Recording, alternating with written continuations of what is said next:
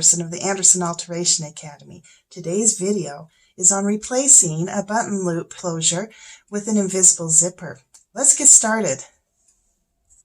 Okay, my bride wants this dress to fit skin tight, really tight up here at the top.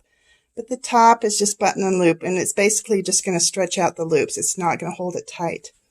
So I'm going to put an invisible zipper in. And these are called transparent zippers.